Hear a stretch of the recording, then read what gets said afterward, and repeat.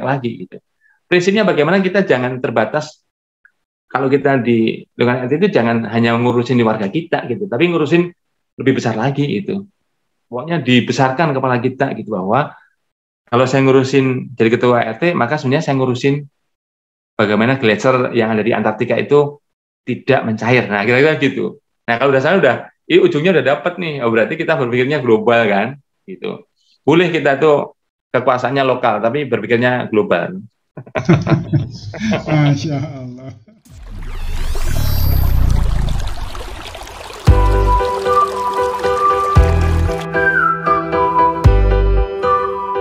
Assalamualaikum warahmatullahi wabarakatuh. Bagaimana kabarnya sahabat? Alhamdulillah. Berbahagia yuk. Karena berbahagia adalah cerminan rasa syukur yang ada di dalam dada. Insya Allah. Dengan berbahagia dan bersyukur, insya Allah nikmat kita akan bertambah banyak sekali. Dan dengan tidak bersyukur, itu adalah cara tercepat agar nikmat itu hilang dari kita. Nah, jadi mulai dengan bahagia dan bersyukur. Ayo tunjukkan senyumnya. Mana senyumnya? Masya Allah, manis-manis sekali. Oke, sahabat, ini di peta di video adalah video dari peta drone RT 03 RW 09 Cakung Timur, Jakarta. Dan pada kesempatan pagi ini kita akan ngobrol bermanfaat dengan Bapak Ketua RT-nya. Siapa dia? Dia adalah Bapak Heri Marianto. Ya, luar biasa. Bapak Heri Marianto adalah Ketua RT 03 RW 09 Kelurahan Cakung Timur, Cakung, Jakarta Timur. Apa saja sih kegiatan di RT 03? Kegiatannya banyak, sahabat. Ada mulai dari kegiatan rutin seperti jemantik, ya, bagaimana memastikan bahwa tidak ada jentik-jentik nyamuk yang nanti akan menjadi bibit penyakit DBD.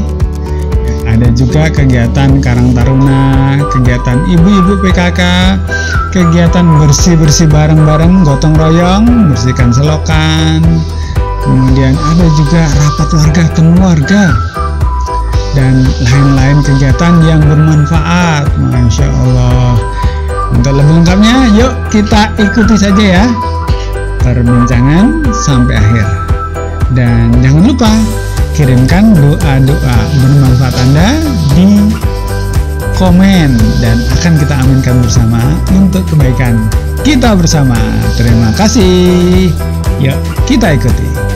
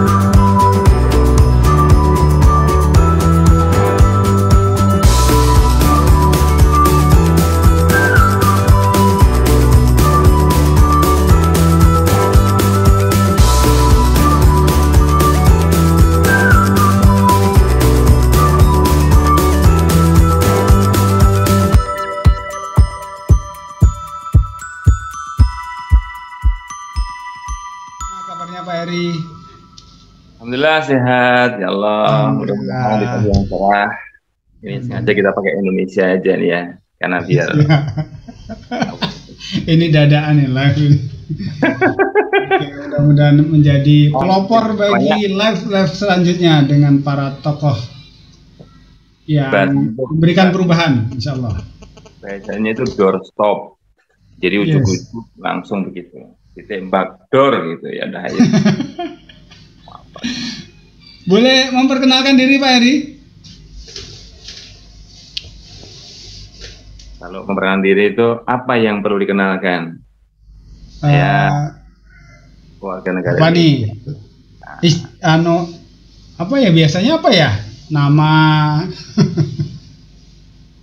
Baik, saya Heri Marianto, ya, punya kegiatan aktivitasnya adalah Ketua RT 003 RW 09 Kelurahan Cakung Timur, Kecamatan Cakung di Kota Mutia, Jakarta Timur. Provinsi DKI Jakarta, NKRI, harga mati ya. Masya Allah. Nggak banjir Pak Eri? Di rumah tidak, di jalan iya kadang-kadang banjir, tapi lewat. Tidak separah yang dulu ya, Alhamdulillah. Alhamdulillah. Sepertinya tahun ini agak nggak banyak terdengar ya banjir-banjir ya, nggak parah banget gitu. Kalau kerjasama antara pemerintah dengan warga dibangun, saya kira akan menjadi bagian terpenting dalam memecahkan semua masalah di DKI Jakarta, saya kira. Maaf, ini suara Pak Eri agak kecil. Oke, bentar. Agak kecil deh suaranya. Sekarang bagaimana sekarang? Tes. Agak lumayan. Agak lumayan ya. Bagaimana cara kita membesarkan suara? Membesarkan suara biasanya pakai headset dan mic. Oh iya, aku nggak pakai headset ini karena. Atau perlu pakai headset? Ya, ini juga udah lumayan sih. Ntar, volumenya saya gedein dikit di tempat saya.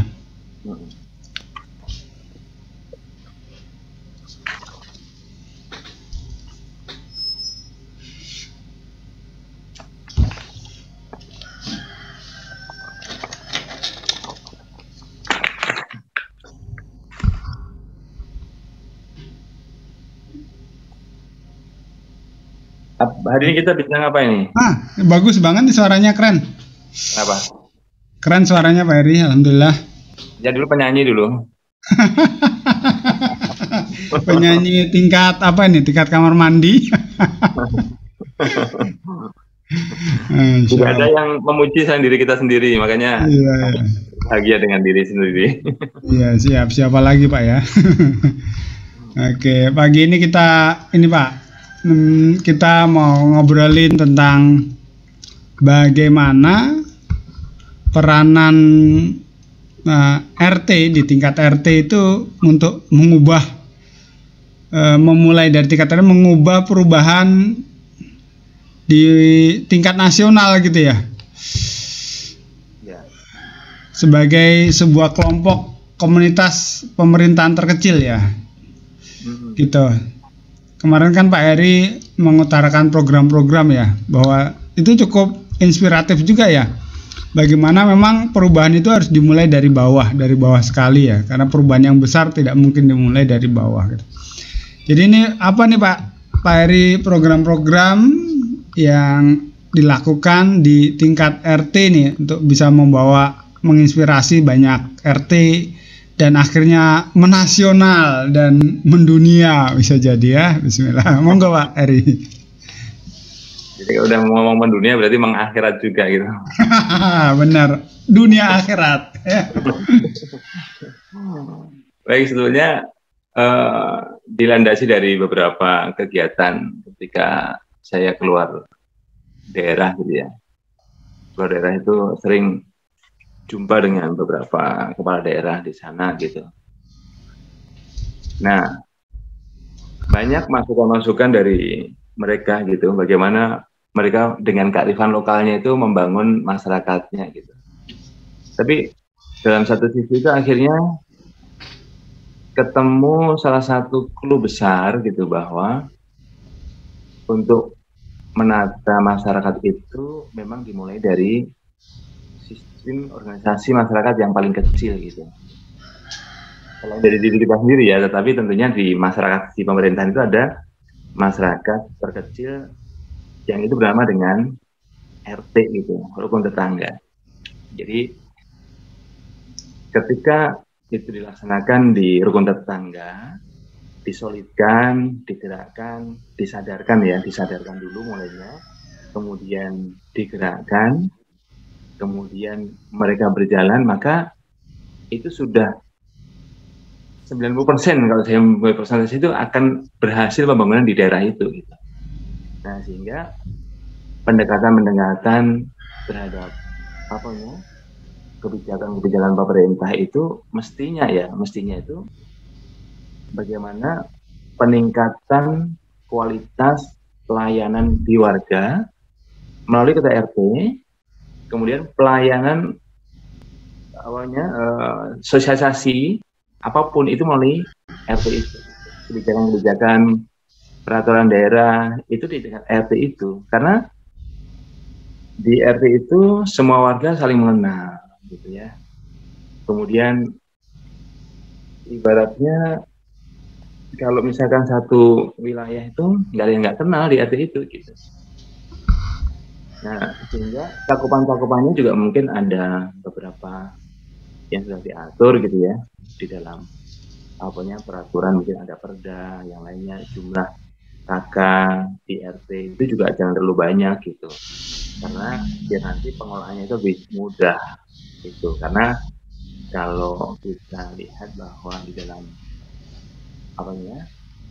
di agama saya kan Muslim gitu ya, itu bahwa kita itu diwajibkan untuk mengenal 40 tetangga gitu, kiri kanan depan belakang gitu, kecuali belakang yang sawah ya. Jadi 40 tetangga itu bisa jadi bahwa itu menjadi rujukan juga bahwa RT itu mestinya itu hanya 40 orang juga gitu, karena mereka saling mengenal gitu, kemudian akan solid gitu,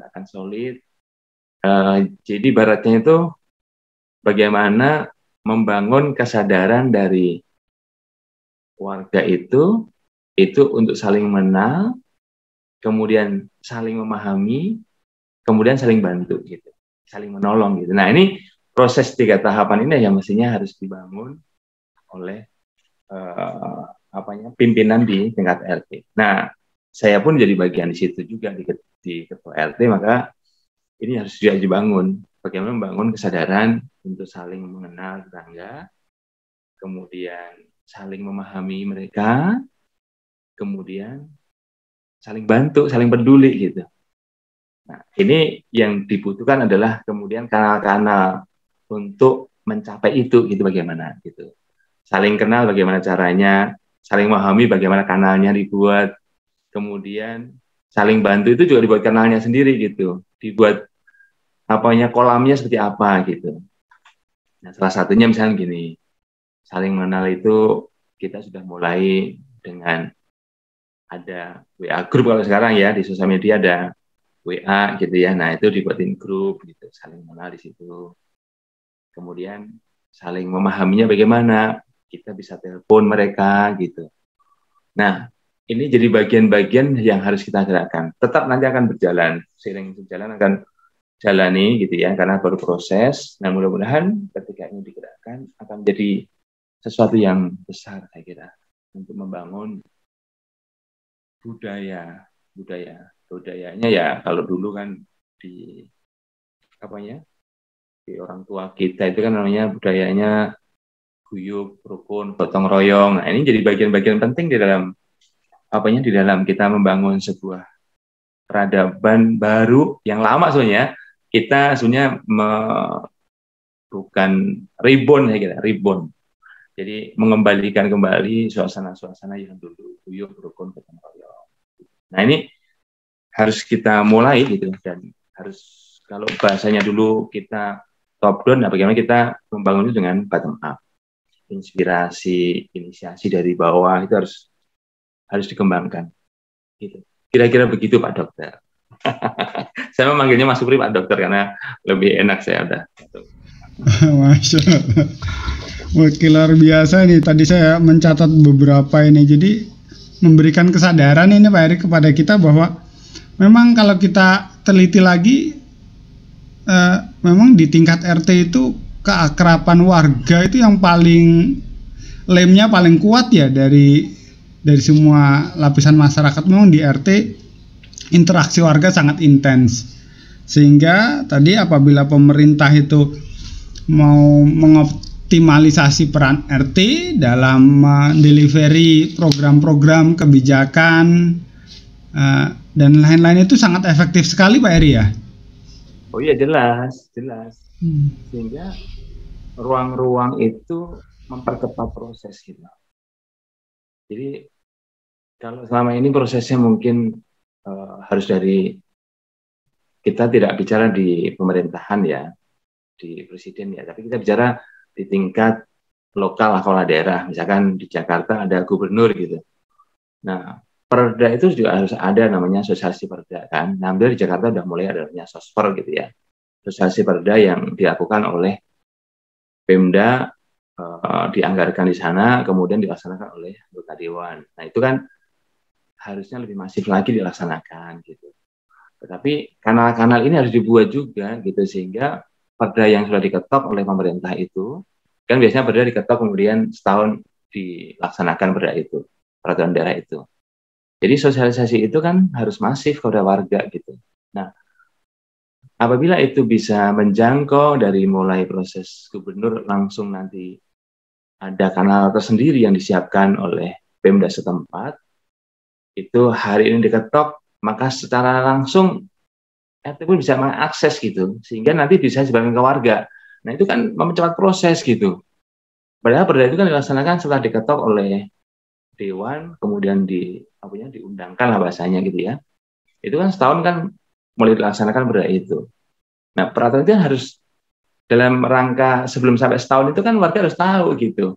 Bisa jadi dalam 1 bulan udah tahu, warga udah ngeh semuanya, ya sudah kita laksanakan gitu. Nah, selama ini misalkan perda tentang ketertiban umum gitu, itu sudah dilaksanakan udah tahun kapan, sampai sekarang kita masih belum tahu apa sih ketertiban umum gitu, sehingga ujuk-ujuk loh kalau saya salah gitu, karena tidak paham, bukannya mereka melanggar ya, tapi kadang kita tidak bisa menyalahkan dari warga juga gitu dalam melanggar itu, karena mereka nggak paham gitu. Nah, harusnya ketimpangan informasi ini harus dijembatani oleh tentunya pihak pemerintahan terkait gitu, baik itu dari kepala daerah, kemudian dari pejabat di bawahnya, wali kota, bupati gitu ya, atau kemudian ke bawahnya adalah camat, lurah, RW sampai dengan RT gitu. Nah, memang jalurnya ujung tombak gitu. Kalau perusahaan kan ujung tombaknya marketing gitu ya. Nah, sama juga ujung tombak di dalam pemerintahan itu untuk membangun perumahan ya tentunya adalah ketua RT ini menjadi ujung tombak dengan ketua RW-nya. Rukun tetangga kan merukunkan tetangga. Fungsinya kan namanya RT kan rukun tetangga, sehingga harus dirukunkan, kemudian bersama-sama untuk melaksanakan mengamankan perda yang sudah diputuskan itu. Nah, ini kan harus hierarkinya kan seperti itu. Kita berbicara tentang membangun sebuah ketertiban dan pelaksanaan terhadap kegiatan-kegiatan dari pemerintahan itu gitu. Lepas dari pembangunan, kalau pembangunan jelas itu kan koordinasinya berbeda, tetapi kebijakan di dalam perda tentang kemasyarakatan itu yang menyangkut dengan warga, maka peran-peran RT harus dilaksanakan. Nah, kalau di perusahaan kan jelas ujung tombaknya itu marketing, dari saya katakan. Produk apapun, sebagus apapun produk dari satu perusahaan itu, tanpa pemasaran jadi sampah. Nah, sama dengan perda. Sebagus apapun perda, kalau itu tidak dideliver dengan baik oleh aparatnya sampai warga nggak tahu, ya mohon maaf, sampah juga gitu. Sampah juga gitu sebenarnya. Nah, sampai nanti akhirnya itu bisa terdeliver dengan baik, kalau perusahaan bisa produknya terjual, nah, makanya baru mendapatkan benefit di situ. Sama juga perda itu juga sama juga. Pada saat itu bisa deliver dengan baik, informasinya bisa dilaksanakan, maka itu akan ada nilainya, value-nya ada, kebermanfaatannya juga banyak gitu. Gitu Pak, kira-kira pandangan. Siap. Berarti ini kalau yang terjadi sekarang kan banyak ya kebijakan atau sebuah sosialisasi itu nggak bisa lagi disebut sosialisasi karena yang tahu cuma pemegang kebijakannya, masyarakatnya nggak nyambung. Berarti ini ada sesuatu nih, mata rantai yang putus ini ya, terutama tadi ujung tombaknya nggak tajam atau nggak dimanfaatkan, lebih tepatnya tidak dimaksimalisasi. Jadi sebatas hilirnya nggak sampai ke hulu gitu. Berarti ada sekat yang terputus. Jadi hulunya nggak lagi hilir gitu. Ya hulunya iya benar, hulunya terputus nih, ada di bendung dan nggak nyambung sampai hilir. Oke, tadi menarik sekali yang di tingkat RT nih, biar agar ada media-media nih ketika nanti di-deliver ke RT, ke RW gitu, dari kebijakan kah, sosialisasi kah, atau yang lainnya, itu yang diperlukan di tingkat RT agar bisa mengaktifkan warganya, interaksi warganya. Ini media-media apa saja nih Pak Heri yang perlu sekiranya diaktifkan? Apakah semacam sebuah tempat berkumpul bersama, semacam kantor RT, atau kumpul bareng, atau sekarang digital WA group, atau bagaimana nih Pak Heri? Monggo. Semua media yang memberikan ruang untuk bertemu, ya, baik itu offline atau online, itu harus diperlukan gitu.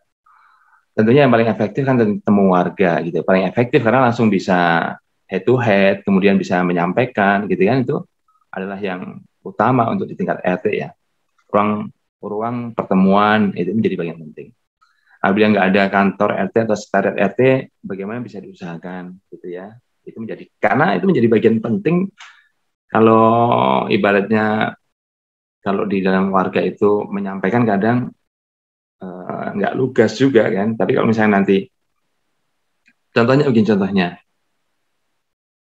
kita ada ruang yang dibangun adalah nanti pertama adalah ketemu dengan warga. Ketemu warga itu wajib karena berapapun frekuensinya dalam setahun itu, apakah 3 bulan ataukah 2 bulan atau 1 bulan, itu harus ketemu. Karena di situ itu kita banyak selain aspirasi juga inspirasi gitu. Jadi kadang kebalik kita.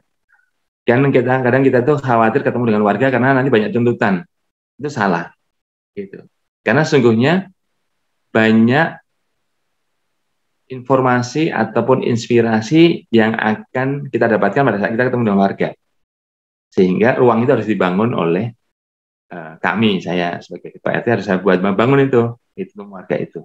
Karena di situ saya mendapatkan inspirasinya. Dan biasanya kalau kita bicara inspirasi, itu ide-ide besar. Gitu. Kadang ngaco juga gitu. Ada juga yang ngaco, tapi banyak juga yang ide itu energinya luar biasa, positifnya melebihi apapun gitu. Karena mereka bersentuhan langsung dengan kehidupan. Nah, temu warga dulu tadi ya, ruangnya. Yang kedua adalah kanal-kanal yang lainnya.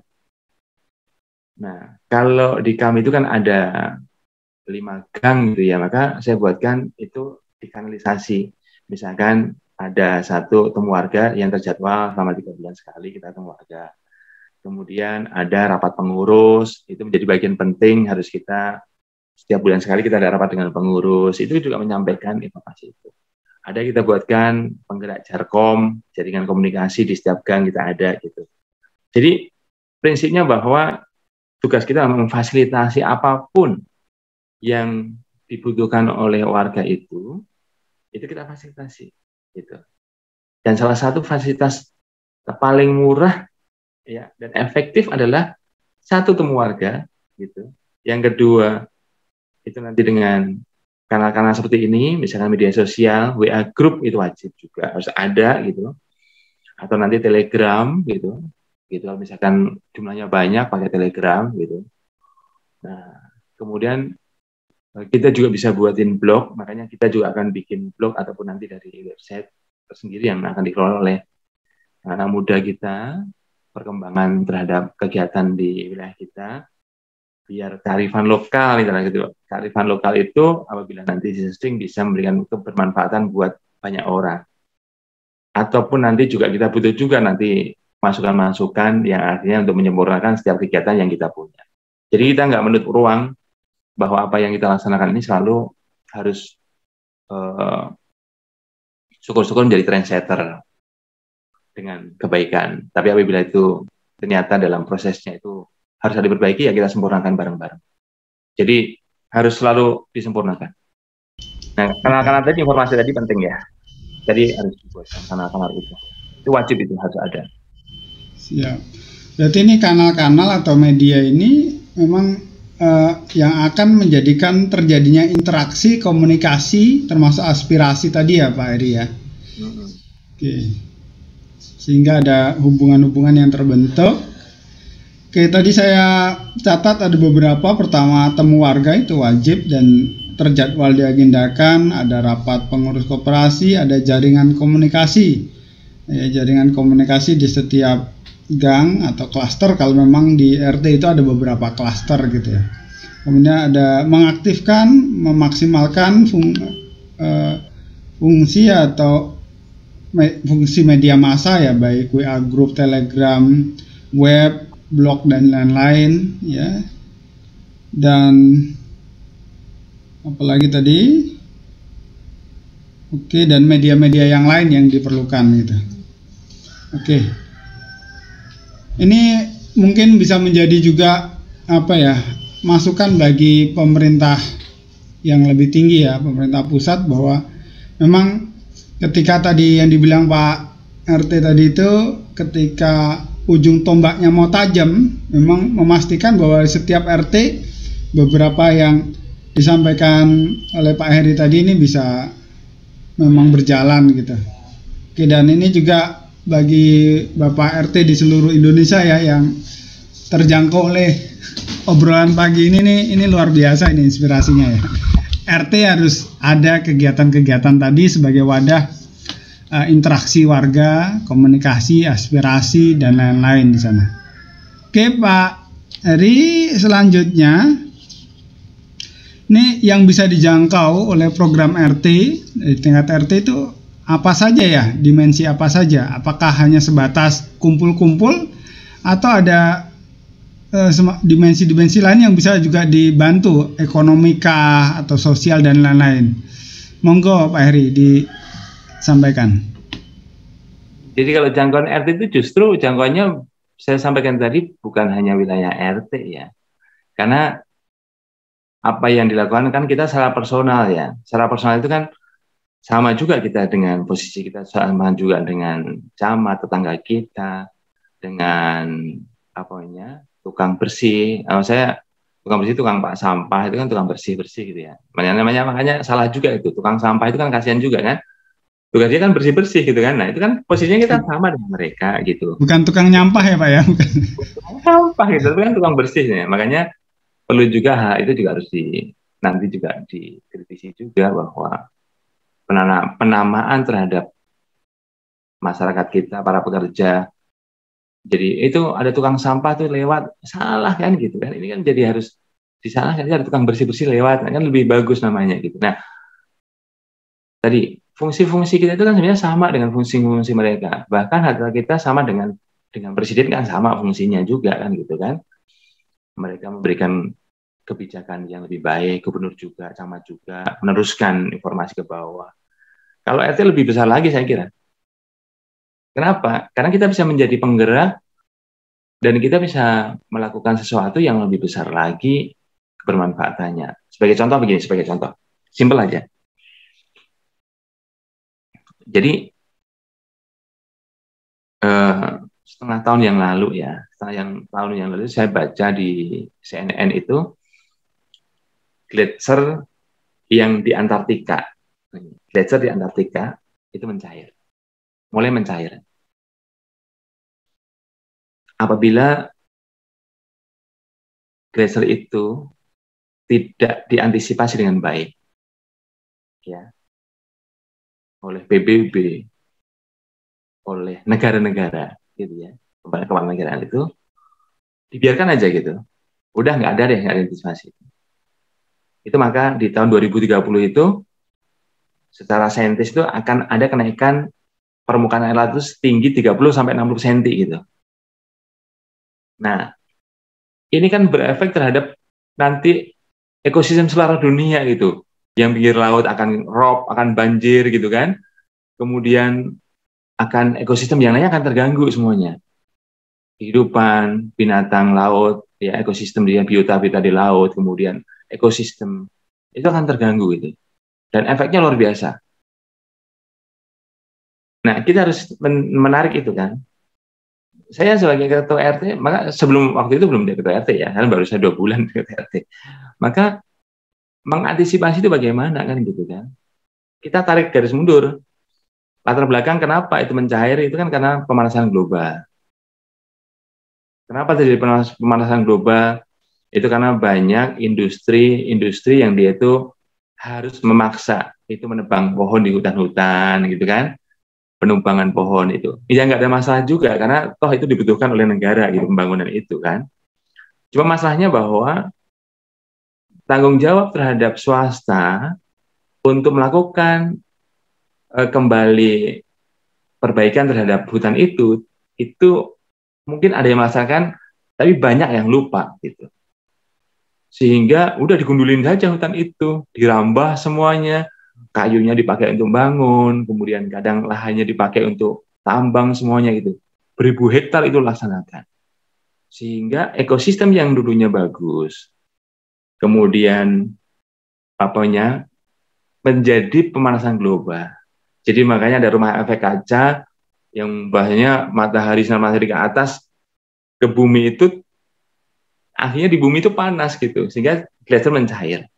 Nah, secara internasional, secara dunia ini harus dilakukan gitu. Tetapi fungsi-fungsi kita apa gitu kan? Kami sebagai ketua RT pun sekarang kita memikirkan, saya oke, kalau gitu saya bikin jadi aja ketua RT saya. Saya bikin aja gerakan tanam pohon bernama. Nah, kan gitu misalkan. Jadi kita bikin sebuah gerakan tanam pohon bernama. Apa itu bernama? Jadi bagaimana warga nanti di RT kita ini dalam setahun ini kita masing-masing punya nama. Nah, kalau saya sendiri ada pohon, saya punya ada nama ini. Pohon di rumah saya itu ada banyak. Saya ada 100 pohon di sini. Jadi itu kasih nama. Yang pohon gede namanya Heri gitu. Yang pohon belimbing saya kasih namanya Elia, istri saya. Jadi itu sama anak punya pohon di situ di nama. Nah, warga pun juga kita ada 282 kakak. Totalnya mungkin sekitar 800 sampai 900 validasinya masih kita on proses, Januari akan kita validasi untuk database-nya. Kemungkinan ada telah 1.000 orang. Maka di lingkungan kita itu harus ada itu pohon sejumlah warga kita. Gitu. Jadi gerakan tanam pohon bernama. Makanya salah satu yang kita kemarin kita rapat itu adalah kita buat namanya gerakan penghijauan. Nah, ada KPI-nya di situ sebutkan bahwa kita menanam pohon itu 250 itu selama setahun gitu. Nah, masing-masing kan 50. Harapannya nanti akan ada penambahan di dalam 2-3 tahun ini ada sekitar 1.000 sehingga semua warga itu punya nama di sini. Bisa kebayang kalau misalkan gerakan yang diinisiasi oleh ketua RT sekarang ini diikuti oleh RT, diikuti oleh DKI Jakarta yang jumlah penduduknya itu ada sekitar 10 sampai 13 juta gitu ya. Gitu. Jadi Indonesia di Jakarta nanti semua orang punya nama itu. Dari mulai Anies Baswedan, kemudian dari mulai Pak Supri, kemudian ada namanya Reza Patria, termasuk Heri Marianto, gitu. Namanya ketika itu seluruh warga itu punya nama. Gitu. Kemudian diikuti lagi. Diikuti oleh KLHK punya program juga. Bagaimana kita menggerakkan, kan malu kan? Nanti kan Pak Lurah malu gitu. RT aja punya nama semuanya, warganya gitu kan. Lurah akhirnya memberikan instruksi, ayo semuanya di Kelurahan Cakung Timur harus semua didorong supaya warganya punya nama pohon gitu. Kewajiban untuk nanam pohon 1 orang. Kemudian sama juga nanti di tingkat camat menginstruksikan lagi, wali kota malu, gubernur malu, menteri KLHK malu. Pak Jokowi pun akhirnya malu, akhirnya semua punya proses bahwa semua warga itu harus punya pohon atas nama dia. Kebayang nggak? 270 juta itu penduduk Indonesia, kalau dia itu nanam pohon saat ini, maka itu bumi itu akan adem. Gitu. Jadi bagaimana kita memproses itu? Jangan macam-macam dengan ketua RT. Ketua RT itu bisa menjadi penggerak, kan bisa mempermalukan baik itu mempermalukan apa namanya lurah, camat, wali kota, gubernur, bahkan presiden juga. Tapi dalam arti bahwa mempermalukan bukan mempermalukan, tapi bagaimana supaya RT saja bisa loh gitu. Apalagi yang punya dana besar, kebijakan gitu. Nah, fungsi-fungsi kita sebenarnya berbicara masa ini bukan fungsi-fungsi. Ternyata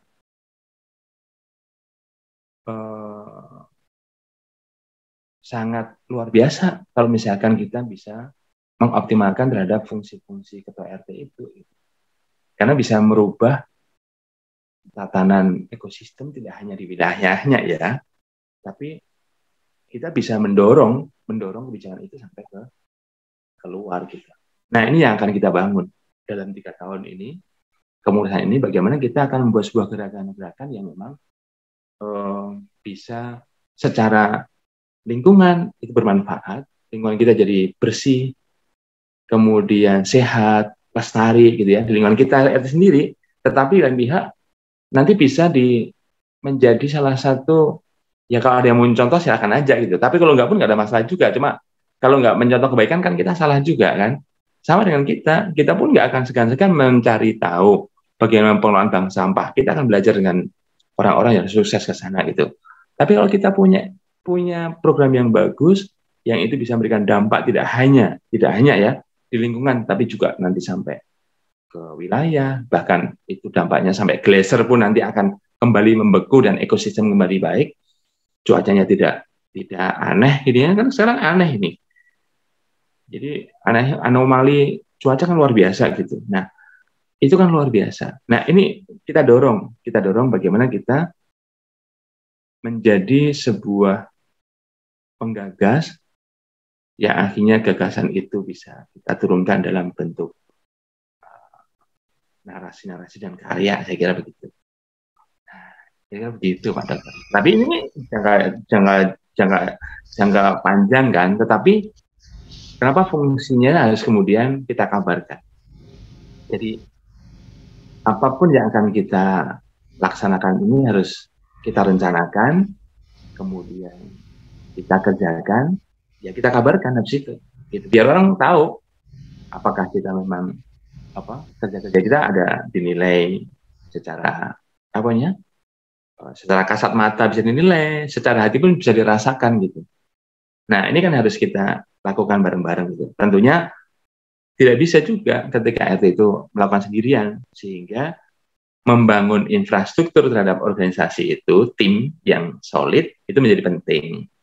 Jadi, tidak Superman, tapi bagaimana membangun super tim, dan super tim itu, kemudian dia menggerakkan masyarakat di sekitarnya. Kira begitu. Goal besarnya adalah bagaimana membuat perubahan yang lebih besar, saya kira. Gitu. Siap. Ini jadi mengingatkan dengan kampung halaman. Kalau di kampung itu rata-rata kan di depan rumah itu ada pohon mangga, pohon rambutan gitu kan setiap rumah. Tapi itu didukung karena memang lahannya cukup luas ya, rata-rata di kampung halaman luas. Ini solusinya bagaimana nih kalau di kota ini kan tidak banyak juga ya halaman tersedia dan sudah ditanam beton semua gitu. Apakah bagi keluarga-keluarga yang tidak punya areal cukup, dan kadang juga ada ketakutan ketika nanam pohon itu akarnya merusak rumah ya, lantai dan lain-lain karena akarnya akan masuk. Solusinya apakah bisa dengan pot atau apa gitu Pak Eri atau gimana ya? Ya otomatis bahwa karena di lingkungan, kalau kita ngomong di perkotaan ya, tetapi kan kita bicara RT kan tidak hanya di kota, di desa juga ada RT kan. Artinya dengan wilayah lingkungan itu disesuaikan saja gitu. Kan ada juga sekarang vertical garden gitu ya. Nah, bagaimana kita bikin kebun bertingkat gitu ke atas, itu kan ada juga banyak. Artinya secara teknologi sekarang itu lebih maju gitu. Bahkan kalau kita bikin hidroponik juga ada gitu. Tapi memang kalau hidroponik kan butuh kos gitu, sehingga butuh juga ketika kita bicara seperti itu, tentunya nggak mungkin juga warga harus ngeluarin sendiri kan.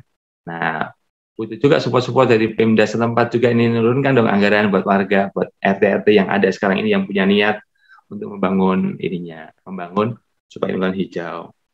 Juga ada juga misalkan akses-akses yang perlu dibuka ruang-ruang untuk misalkan dinas pertamanan, kemudian turunkan dong itu nanti ke RT-RT gitu supaya ditanam gitu, ditanam. Kementerian juga gitu. Jadi membangun, tapi lebih kepada membangun kesadaran dulu ya, kesadaran dulu bahwa betapa pentingnya menanam satu pohon itu. Karena kalau satu pohon ditanam itu, ini pohon besar ya, itu bisa memberikan oksigen tuh 2 orang selama setahun. Nah, artinya kan kita kan memberikan kehidupan juga dengan menanam pohon itu kan, secara nggak langsung ya. Kalau kita punya pohon besar, kalau tidak ada pohon yang besar, pot juga bisa, potisasi juga bisa. Pot itu kan juga kita juga ada pot yang kecil, pot yang gede gitu. Tetapi jangan sampai bahwa ini ya, intinya ini, jangan sampai keterbatasan itu, keterbatasan area, keterbatasan lingkungan, keterbatasan yang ada itu menutup celah aktivitas yang baik. Justru dibalik, dengan keterbatasan itu harus menimbulkan ide besar untuk membuat supaya gagasan itu bisa terlaksana. Nah, ini yang dibangun. Kalau misalkan, oh nggak ada lahan semuanya, ya oke nggak ada lahan. Kan bisa ditanam dengan pohon gantung gitu. Ada di daerah Makassar itu, di Jakarta Timur itu, Jakarta Timur di Kecamatan Makassar itu ada satu kampung, dia menanam apa namanya, lidah buaya gitu ya, digantung semuanya. Dan itu punya nilai ekonomis yang luar biasa ternyata. Bisa jadi bubuk, bisa jadi kosmetik, bisa jadi minuman. Tapi kan dibangun dari awal pelan-pelan gitu dengan kesabaran gitu.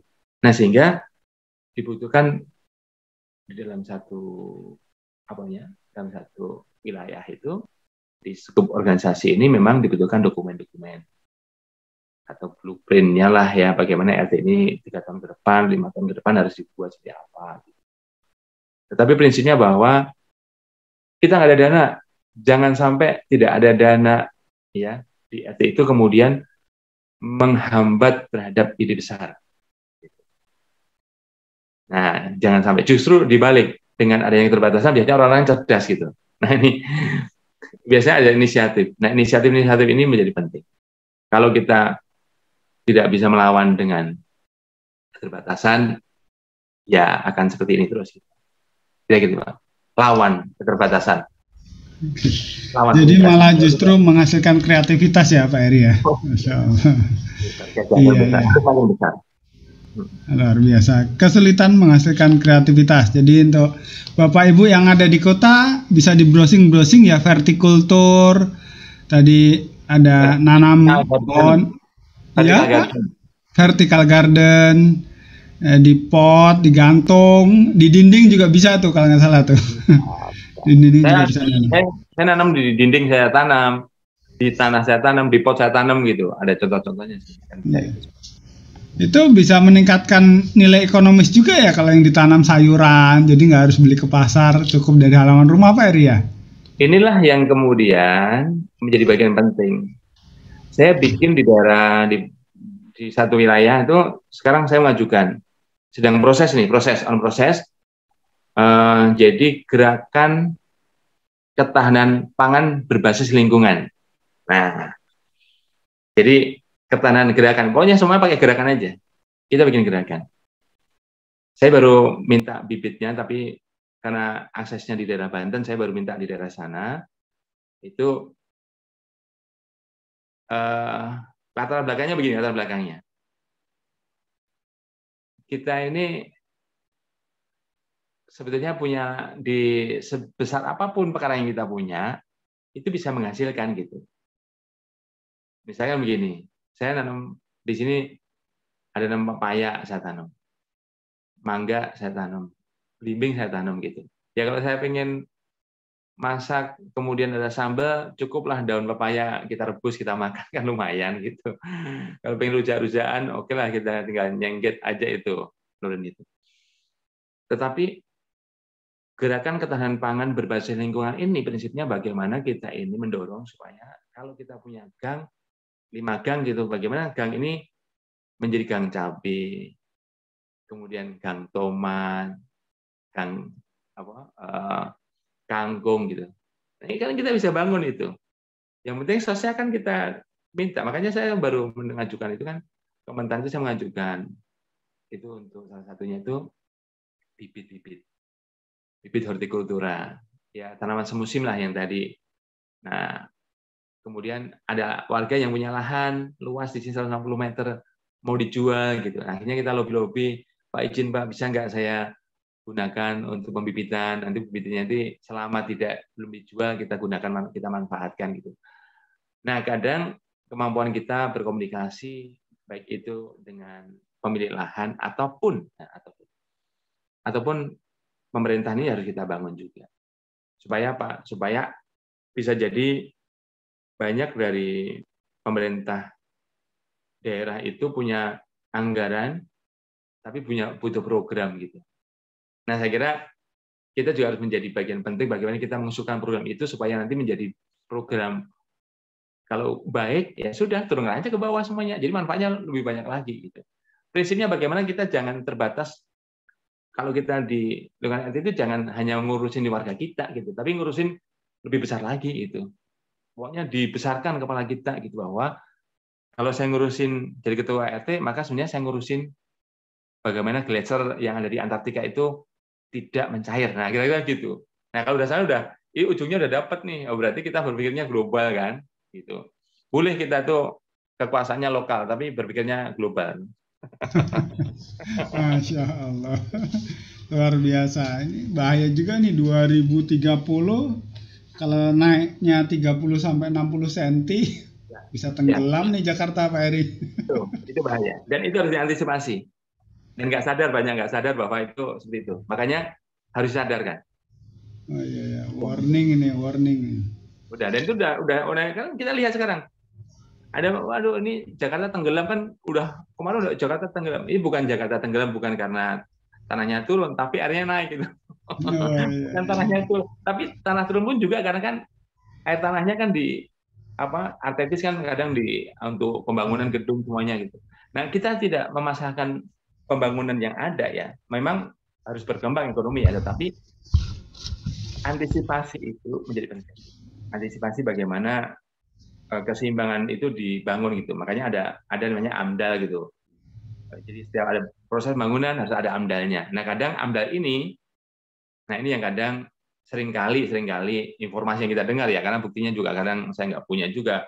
Wah, dia AMDAL-nya nggak, pembangunan perumahan ini AMDAL-nya bermasalah gitu. Ya, bisa jadi terjadi seperti itu. Tapi kan kita nggak bisa ngomong seperti itu karena nggak punya data kan gitu. Tetapi mungkin juga bahwa banyak karena mengurus AMDAL itu kan sangat harus dilakukan gitu. Sehingga dampak lingkungan terhadap pembangunan itu juga difikirkan. Tidak hanya hari ini, besok enggak, tapi jangka panjang gitu. Baik itu karena menyangkut dengan ekosistem yang ada di wilayah itu. Sosiologinya seperti apa harus dibangun juga. Itu Pak. Oke, menarik sekali nih, Masya Allah, jadi terbuka nih. Oke, Pak Eri, tidak terasa sudah hampir 1 jam ini, Masya Allah. Ini kalau 1 jam bekerja itu buat kas RT lumayan itu. Masya Allah, oke. Jadi ini tadi kita udah ngomong nih dari mulai ternyata RT itu jadi ujung tombak ya bagi program-program pemerintahan ya, kemudian kebijakan, termasuk kita bicara tentang bagaimana dampak lingkungan akibat pemanasan global juga bisa dibantu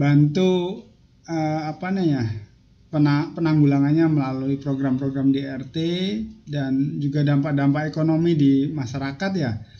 Oh iya, itu sama ekonomi juga itu. Kita belum bicara masalah ekonomi di warga. Nah, itu nanti mungkin ada sesi khusus bagaimana supaya di RT itu tidak ada pengangguran. Nah, kan gitu.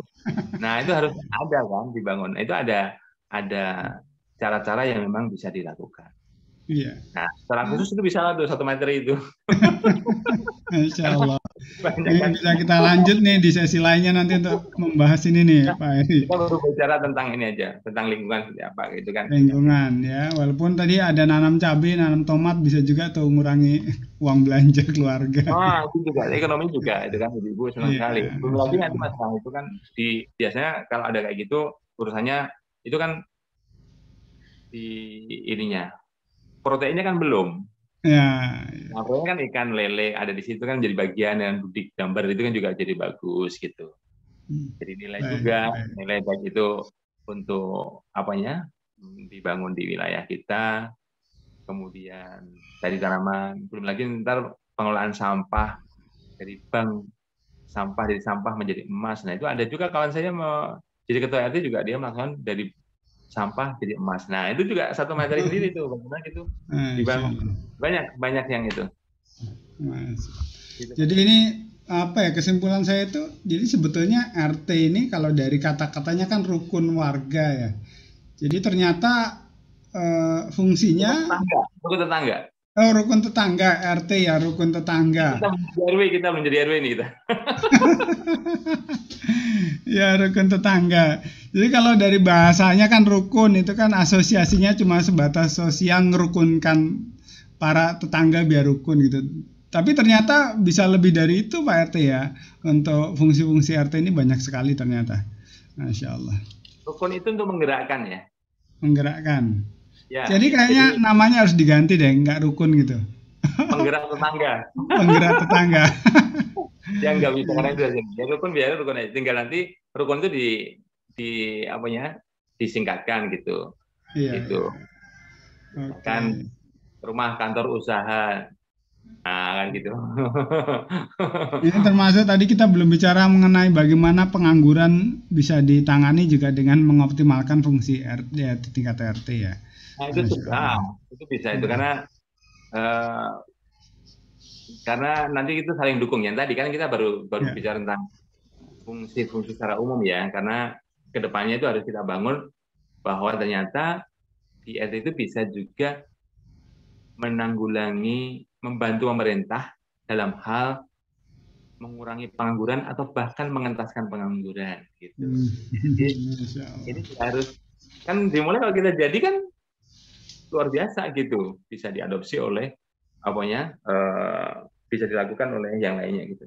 Nah ini nanti pola-pola ini yang akan kita bangun. Tapi nanti harus terdokumentasi karena semua yang kita laksanakan tuh harus didokumentasikan sehingga menjadi ke depan itu bisa menjadi kalau ukur bisa menjadi pelajaran juga kan. Oh ini penegakan seperti ini. Ada kekurangannya kita sempurnakan terus gitu. Jadi kan RT kan tidak 3 tahun tapi kan sepanjang hayat sampai NKR itu hidup gitu. Sama NKR lagi kan ada. Sampai akhirat. Sampai akhirat. Ujungnya akhirat. Kebaikan dunia kan, sampai akhirat. Masya Allah. Nah, bahasanya Oke, Pak Eri, ini kelihatannya waktu sudah memanggil-manggil untuk aktivitas lain. Sudah semakin siang. Alhamdulillahirrahmanirrahim. Terima kasih atas sharing-sharingnya pagi ini. Sebelum kita tutup, Pak Eri, mohon closing statement untuk kita semuanya. Silakan. Jadi apapun fungsi kita, jadi apapun kita, itu bagaimana kita menjadi penggerak untuk kebaikan di masyarakat. Jadi penggerak ya, kalau kita menggerakkan itu berarti kita mengajak diri sendiri dulu, gitu kan, kemudian mengajak orang, sehingga dengan kebaikan itu, kebermanfaatannya itu bisa dirasakan oleh orang banyak. Nah ini sejatinya lah sebaik-baiknya orang begitu gitu, kata Rasul begitu, kata Rasul saya begitu gitu. Makanya salah satu cara untuk menjadi orang yang bermanfaat ya kita harus punya ide-ide besar, kemudian ide itu bisa diterapkan, kemudian kita bisa menggerakkan orang untuk sama-sama kita melaksanakan pekerjaan kebaikan itu. Nah, legacy ini penting gitu. Jadinya kita punya warisan kebaikan atau jejak-jejak kebaikan yang telah kita tinggalkan. Begitu Pak. Oh, Masya Allah, luar biasa ya. Bergerak dan menggerakkan kebaikan bagi banyak orang, luar biasa. Terima kasih Pak Eri atas sharingnya, atas waktunya. Semoga menjadi kebaikan bagi kita semuanya. Dan insya Allah kita lanjutkan nanti di lain sesi untuk tema-tema yang lebih menarik lagi ya. Tadi terutama ada PR, tema ekonomi. Satu lagi, di belakang saya lihat nggak ini? Oh, itu ada sticky note banyak banget. Apa itu Pak Eri? Ini adalah sebenarnya ide-ide besar yang kita punya. Ini adanya post-it yang kita buat. Jadi setiap ada ide besar itu saya tuliskan seperti ini. Ini ada post-it seperti ini nih. Nah, ini post-it ini saya buat ini. Nanti kita tempelin gitu. Ada banyak gitu. Nah, kemudian post-it itu ini kita lihat ya, coba ya. Ini banyak nih. Nah, ini banyak ini. Iya. Nah, bagaimana kita misalkan solidaritas sosial, kemudian